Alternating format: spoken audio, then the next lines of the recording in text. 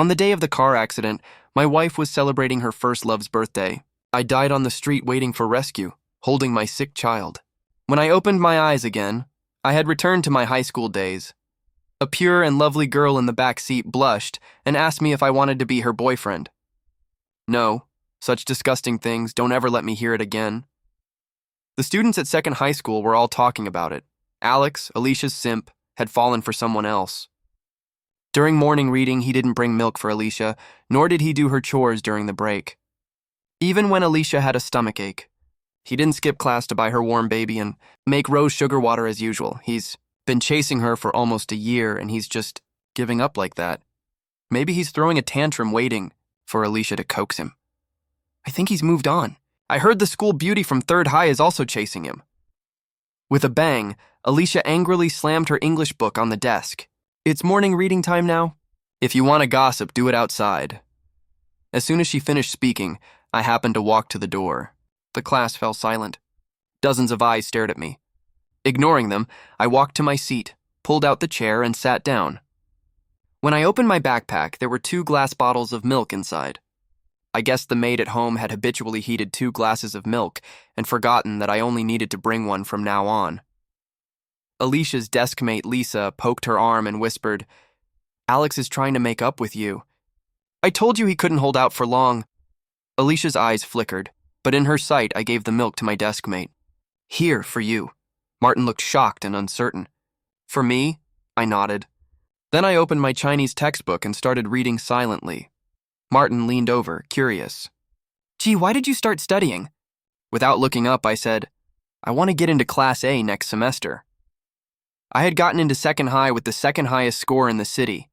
But to be in the same class as Alicia, I deliberately left many questions unanswered during the first monthly exam and moved from Class A to Class F as I wished.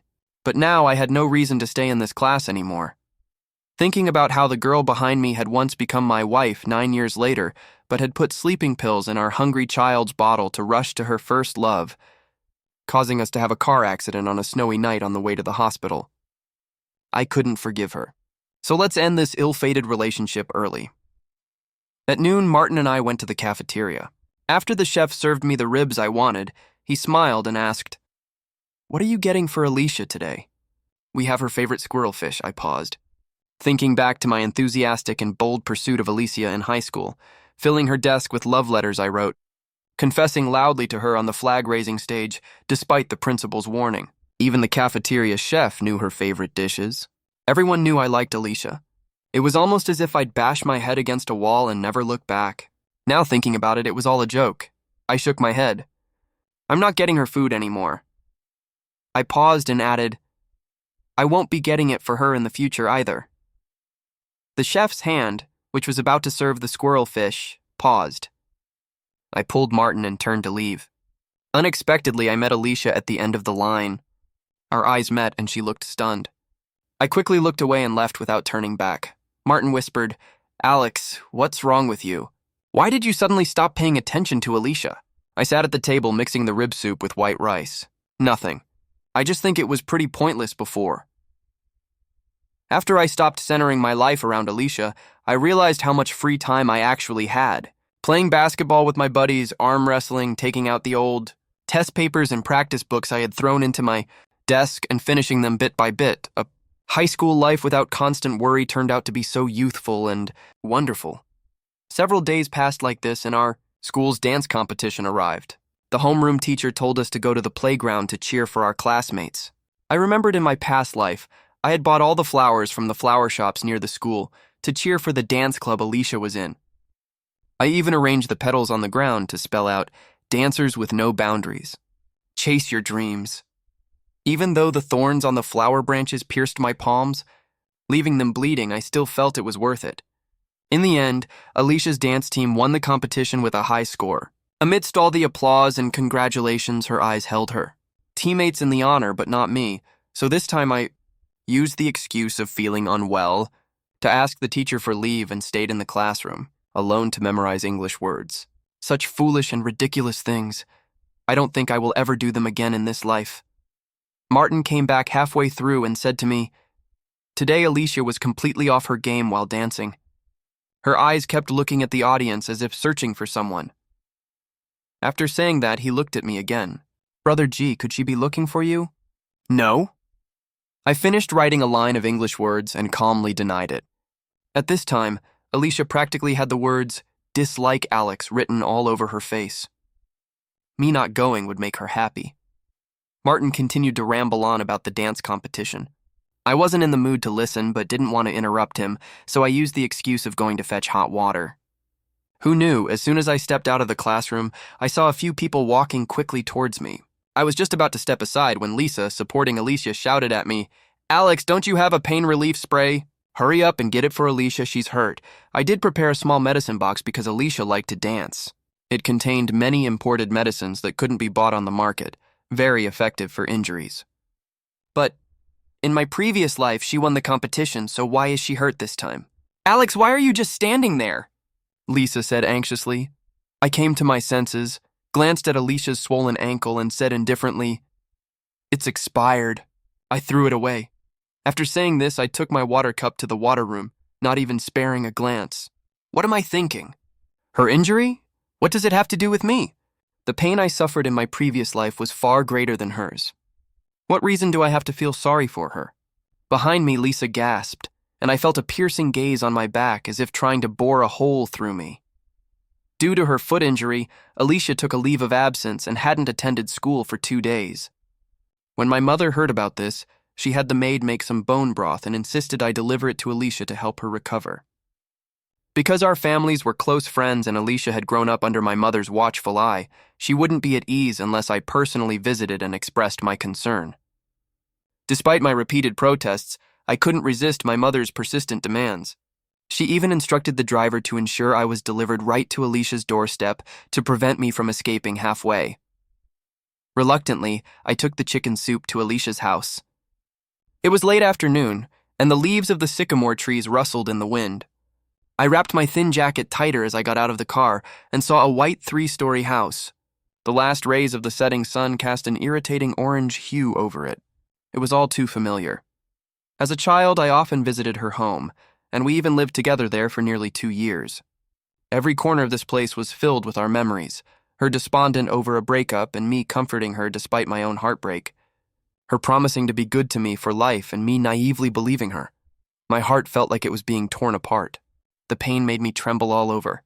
After a while, I calmed down, opened the thermos, and the delicious aroma of bone broth wafted out. I put it on the ground and fed it to a stray dog. Such good stuff. She didn't deserve it. After the dog finished the broth, I prepared to leave. Just as I turned around, someone called my name. The voice was childish yet familiar, and I didn't even bother to turn around. Alicia quickly approached me, hobbling on her crutches and nearly falling in front of me. Sweat dotted her fair forehead, and she spoke with a hint of grievance. "Alex, what the hell is wrong with you?"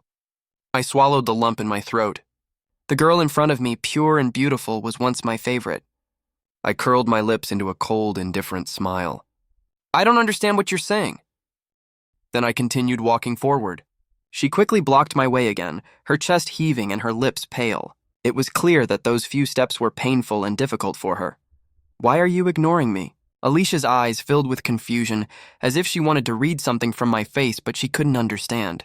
She pointed to the food container on the ground. "That bone broth was for me. Why did you feed it to a dog? You used to insist on coming to my house even when I didn't let you. Today you didn't come up. I've been injured for days, and you haven't shown any concern. What exactly... Isn't this better?" I interrupted her coldly. "You find me annoying anyway." Alicia was momentarily stunned, then nodded after a while. "Yes, I don't like you clinging to me. I feel happy when you're far away from me." After saying this, she stared at me and pulled out a mocking smile. "Alex, you'd better not be playing some trick to get my attention. You know I hate that, a trick." It's not surprising Alicia would think that.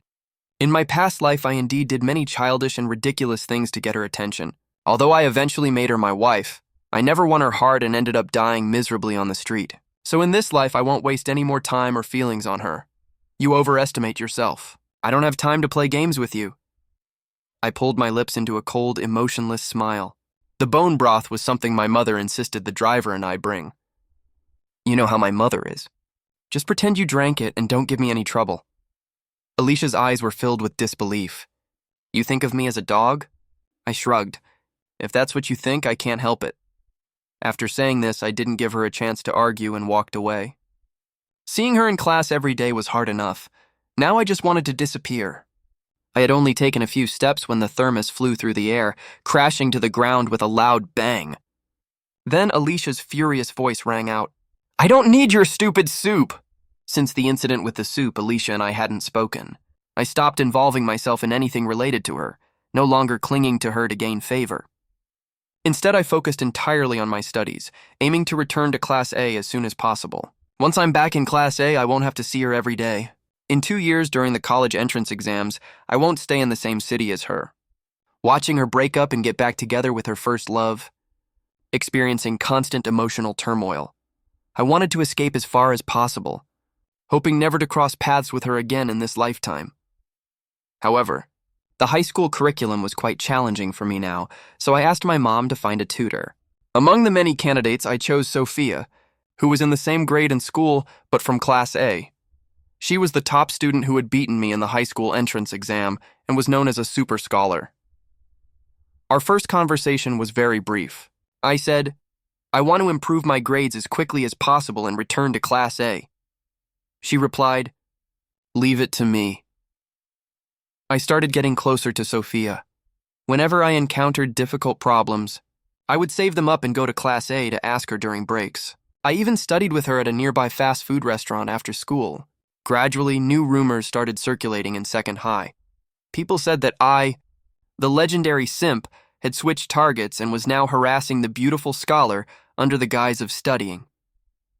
This caused dissatisfaction among Sophia's fanboys, and one day after school they blocked me behind the teaching building. Alex, stay away from Sophia. A bottom feeder from Class F like you has no right to be around her. The boy who spoke had a buzz cut, a strong build and well-developed muscles. He was apparently a shot-put athlete from Class C. The 3 boys behind him, though not as tall, also looked fierce. They quickly formed a circle, trapping me in the middle. I calmly said, Sophia is my tutor. I pay her and she provides a service. I'm not taking advantage of her at all. The buzz-cut boy sneered. Tutor? That's just an excuse for you to get close to Sophia, isn't it? Alex, you're shameless. You used all sorts of tricks to chase Alicia. And now that you can't get her, you're bothering Sophia. As a guy, I'm embarrassed for you. Yeah, you're disgusting. She'll never like someone like you who's addicted to chasing girls and doesn't study. Sophia is a good student. If her grades drop because of you, affecting her future college prospects, can you take responsibility? I felt a bit speechless.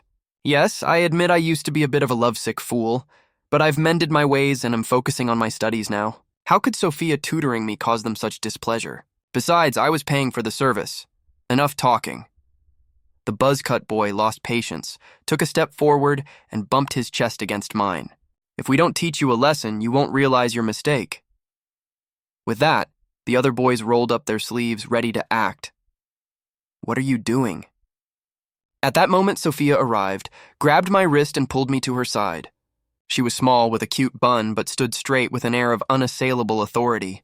The boys immediately dropped their fierce looks when they saw her, even showing some innocent charm. They changed expressions faster than a Sichuan opera face change. Sophia, don't be fooled by Alex, he's just a playboy. He couldn't get Alicia, so now he's after you. We're doing this for your own good. If this loser from Class F affects your studies, what will you do? He just wants to date you, unlike us, who genuinely care about you. Sure. They called me a playboy while trying to butter her up. Sophia cut them off sharply. Alex is my employer.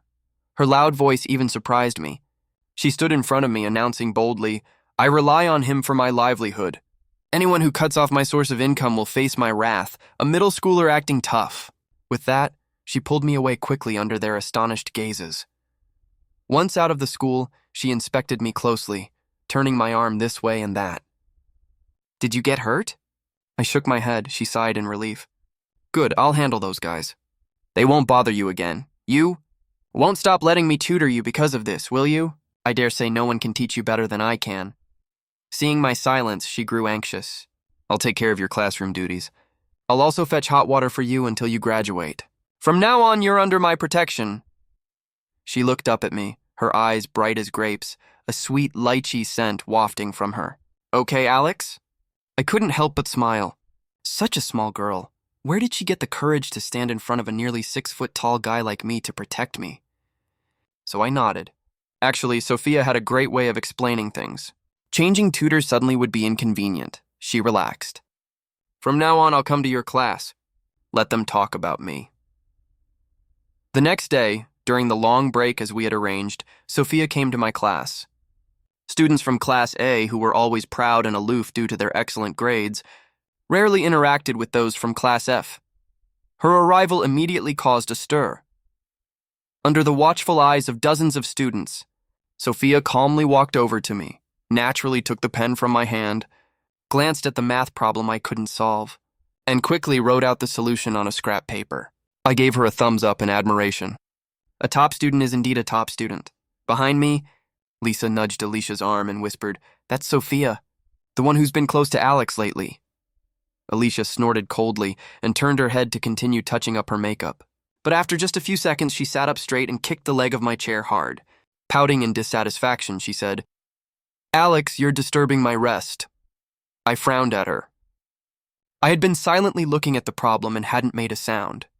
Moreover, the entire class was noisy with chatter and play. There were plenty of noises louder than mine. So I ignored her and continued discussing the problem with Sophia. Suddenly, a ballpoint pen flew from behind and hit my notebook, leaving a long black line. Damn it, I had just solved that problem. Alicia leaned back in her chair, arms crossed, looking defiant. "We in Class F don't welcome people from Class A. Be sensible and leave." A bottom of the classroom not welcoming a top student. That was just picking a fight. I took a deep breath and retorted, "Alicia, if you're sick, take medicine. Don't act crazy here." Alicia's face darkened completely, her big eyes glaring at me. Lisa and Martin beside her gasped in shock. I glared at her, then turned to pack up my books. "Sophia, let's go to the rooftop. Don't mind the lunatic." After saying that, I grabbed Sophia's hand and walked out. The noisy classroom fell silent and all eyes were on us. Behind me, Lisa whispered, "Wow, is he really with Sophia?" Alicia looked complicated but said nothing. Due to Alicia's outburst, the long break was almost over. Sophia and I agreed to meet at the milk tea shop after school to study. However, when evening came and I was packing up to leave, Alicia appeared at the classroom door. Given her behavior during the day, I didn't want to waste words and prepared to ignore her. She blocked my way. "I heard you want to get into Class A," I replied impatiently. "Yes, so what?" "I'll help you find a tutor," she said, her voice unusually gentle and sweet. "The best one. No need. I have Sophia."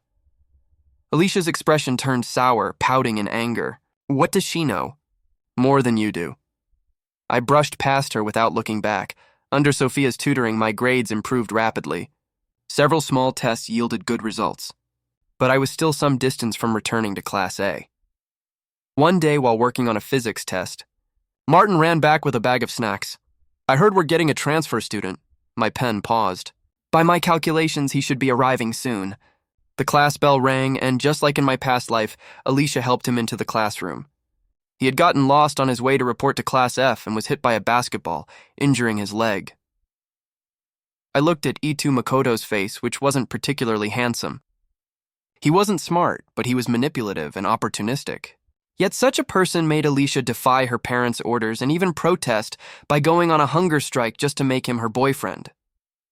I witnessed their entire process of flirting. Dating, breaking up, reconciling, and finally breaking up again. I took advantage of her vulnerability back then. Alicia, deeply hurt, drank herself into oblivion, and I stayed by her side. I accompanied her when she drank, smoked, and suffered from insomnia. When she cried, I cried. When she laughed, I laughed. One night, after she got drunk, she undid my belt. The next morning, she was dazed for a long time before saying she wanted to marry me. I laughed until I cried. I thought my deep affection would not be in vain. Who knew that when our child was just 7 months old, these two went out on a date behind my back? I was just a side note in their grand love story. Itu Makoto's seat was arranged in front of mine. Alicia helped him sit down carefully. He thanked her. Alicia shook her head and said it was nothing. My heart ached, and I quickly lowered my head, tears welling up and almost falling. In my past life, I was arrogant and never considered the ordinary Itu Makoto a threat. But in this life, I just wanted to run away. After school, Sophia came to me. Alex, your favorite oolong tea. It was funny. Although Sophia was my tutor, logically I should be the one treating her well. But she always bought me delicious things. She claimed it was to combine work and rest, improving study efficiency. I shook my head. Sophia, I want a drink. So we went to the night market behind the school, ordering beer and skewers. Since deciding to focus on my studies, every time I met Sophia, it was to study. It was rare to relax like this. During the meal, neither of us spoke. She ate skewers enthusiastically. I drank beer enthusiastically. After eating and drinking, I was so drunk I could barely stand. She immediately reached out to support me. No need. Don't be polite. I ate well, so I'd have the strength to carry you back. Without a word, Sophia lifted one of my arms and placed it over her shoulder, wrapping her arm around my waist. Her soft, fragrant body tried to support a grown man's weight. She was so cute that it pained me and made me want to laugh. Alex, try to be happy. She stayed by my side, not speaking if I didn't. After a while, she finally spoke softly. I just want you to be happy. I let her support me, my eyes red. I couldn't tell anyone about my past life's experiences. No one could understand my pain. Even though I should hate certain people in this life, they had done nothing wrong yet and I had no reason to. Sophia supported me the entire way, and I felt miserable the entire way. When we were just a block away from home, I exhaled softly. Sophia, this life I'll be willful just this once. From now on, no one can make me cry. Alex, Sophia's voice was soft. If you want to be willful, be willful. I'll comfort you. After all, I'm a good student. I don't need to study hard, so I have plenty of time. A warmth filled my heart, and I smiled silently. The midterm exams were approaching. I started studying even harder, hoping to get into Class A as soon as possible. During self-study, Itu Makoto threw a paper ball at me, asking me to pass it to Alicia behind me. I was focused on reviewing the key points Sophia had marked for me, and this sudden interruption annoyed me. I remembered in my past life I also reacted this way, harboring the greatest hostility toward any boy who tried to get close to Alicia. I immediately opened the paper ball, finding a piece of chocolate and a doodle of a little ghost face. I instantly got furious and unceremoniously declared my claim over Alicia, telling him not to waste his time. But during the break, he angrily grabbed Alicia's hand. The look Alicia gave me could have killed. Thinking about it now, I just glanced at the paper ball and said, Dude, it's self-study time. Just because you don't want to study doesn't mean others don't. Itu Makoto's face turned red with anger. It's just a note. Do you really have to be like this? If you loved studying so much, why are you in Class F? Damn it, looking down on me.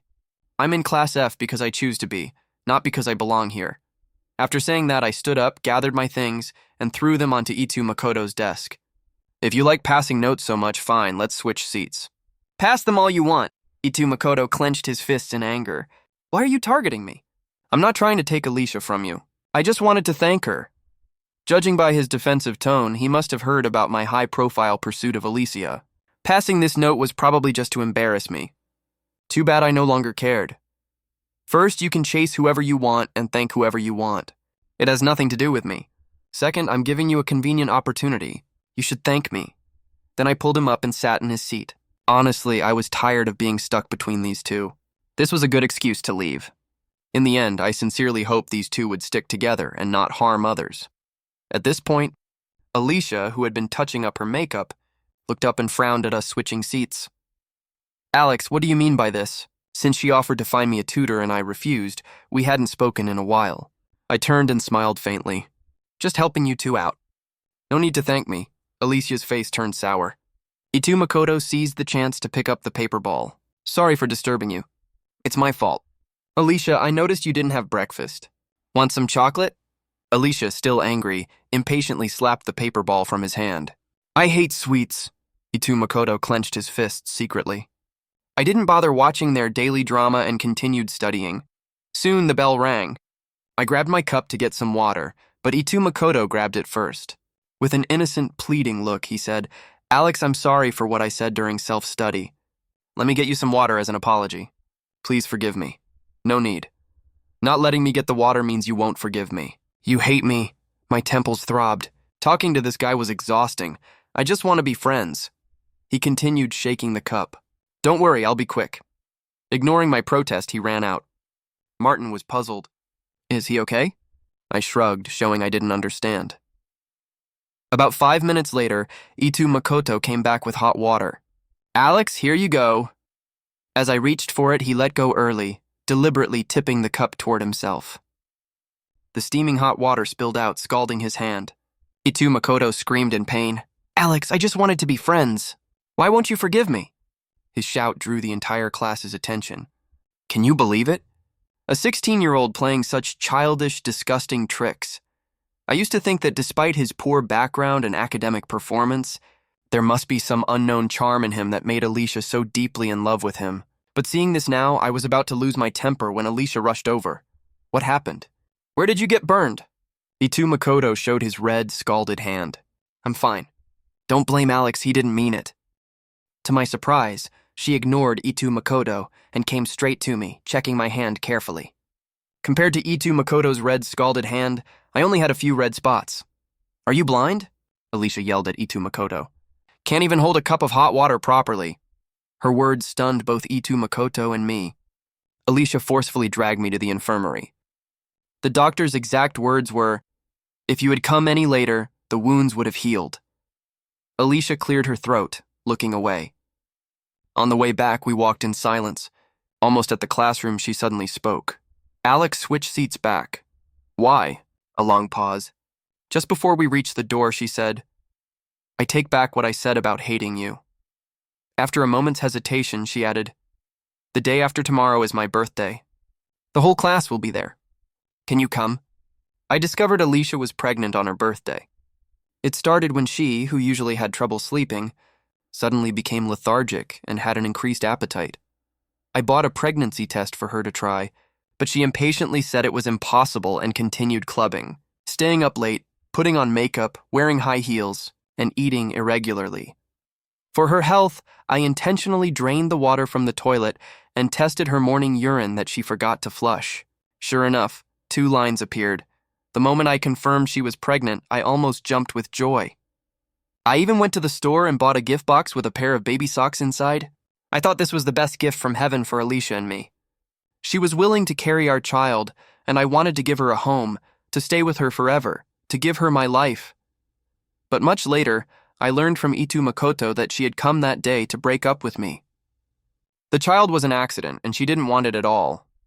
But she couldn't tell if it was my child or Itu Makoto's. If it was Itu Makoto's, she was happy. If it was mine, she hated it. Unfortunately, it didn't turn out the way she wanted. The child was mine. Memories can be painful. I rubbed my temples. I have something to do. I can't go. The person behind me stopped, her voice sweet and slightly pleading. It's at the manor we used to go to. I'll wait for you. I have something very important to tell you. I realized Alicia and Itu Makoto were both the same. They couldn't understand human words. I didn't respond and went straight into the classroom. The days quickly passed, and soon it was 2 days later. All my classmates had prepared birthday gifts for Alicia. Lisa had prepared a crystal ball, and Martin put a bag of crunchy noodles in an empty box. He sneered at me. Alicia used to bully you. Giving her a bag of crunchy noodles is more than she deserves. I smirked, then turned to see Itu Makoto place a hairpin in a paper bag. No logo, crudely made, likely bought from a roadside accessory shop. Too bad he didn't know Alicia never wore unbranded items. I continued my classes, took notes, and did my homework until school ended. Everyone went to the car Alicia's family had sent. I avoided the crowd, went to an empty corner, took out a paper airplane from my pocket, and burned it with a lighter. In this life, I decided to cut my losses early, stay away from toxic people, and live my life well. I'm doing great, and my future should be fine too. The only regret is the child who was hated by his own mother and died in a car accident. The fire quickly consumed the paper airplane. I thought, if I have a chance to fall in love and get married in this life, please come back and be my child. I'm strong and clear-headed now. This time I'll protect you. I went home, curled up in bed with a book, and it started to rain heavily outside. At midnight, Alicia called me. I turned off my phone. In the middle of the night, my mother woke me up, saying Alicia was in the yard.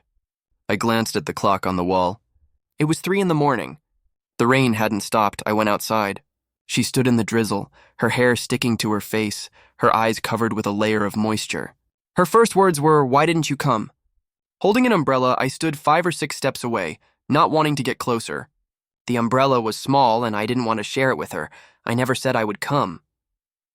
Alicia closed her eyes, took a deep breath. "Fine, it doesn't matter." She opened her eyes, went to the car to get a cake, and brought it to me. "I waited for you to blow out the candles." I didn't move, watching the rain drip from her hair, her lips turning blue with cold. But I didn't feel any sympathy. Our eyes met and she saw the coldness in mine. Her smile faded and she sighed. "Alex, can't you just give in? Please, please show some mercy and acknowledge me. Don't look at me like that." My eyes fell on the cake in her hands. In the past, I was always the busiest on her birthday, choosing gifts, baking the cake, writing cards, decorating the venue. I never expected anything in return, nor did I hope to blow out the candles with her. I just wanted her to be happy. I don't know why this Alicia suddenly started caring about me in this life.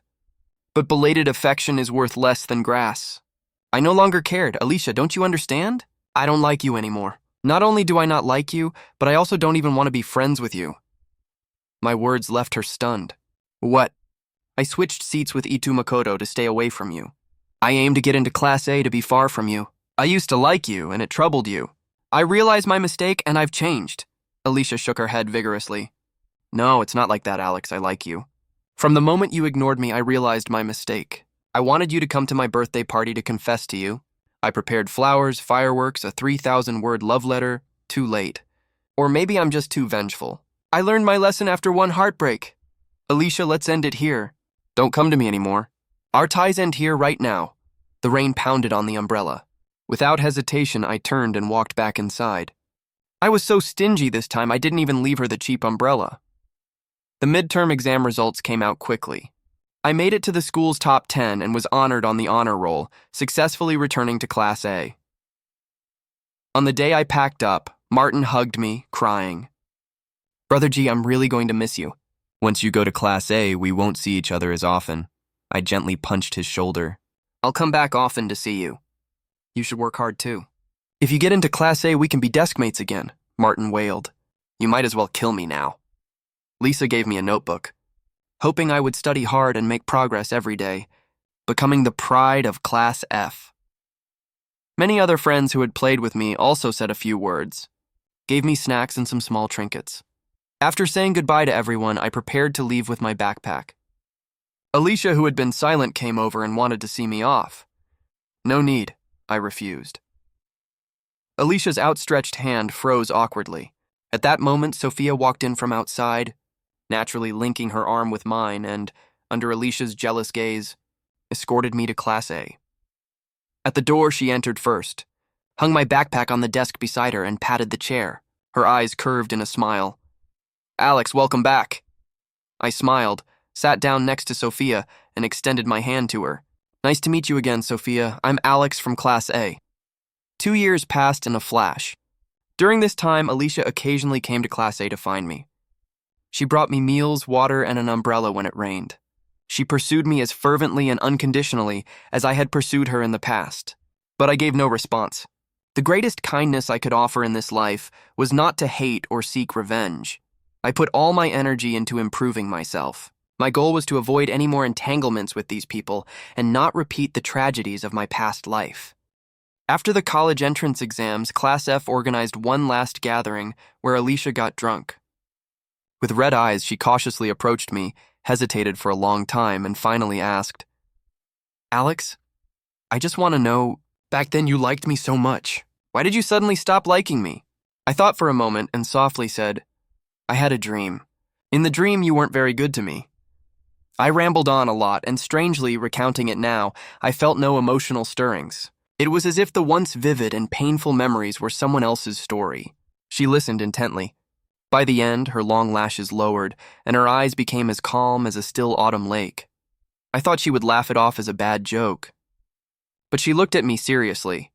Alex, the Alicia of the past life didn't love you, but the Alicia of this life does. I took a sip of my drink. feeling slightly tipsy, but the Alex of this life isn't planning to wait. When the college entrance exam results came out, I applied to a university in the capital city, a city I liked, and a major I was passionate about. I would no longer lower myself or live without a sense of self for anyone or anything. On the day I went to report to school, Alicia came to see me off. In the bustling airport, her eyes were filled with reluctance. She opened her arms and pouted.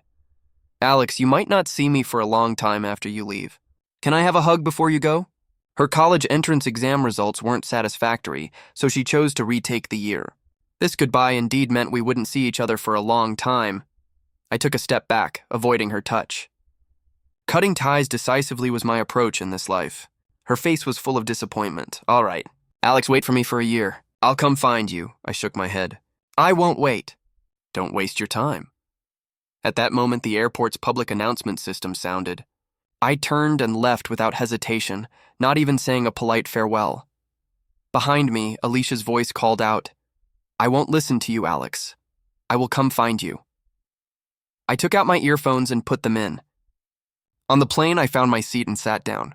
Then a sweet lychee fragrance wafted over. I turned my head to see a sweet, pretty face. Sophia smiled at me. "Alex, for the next 4 years, it's your turn to take care of me." "All right,"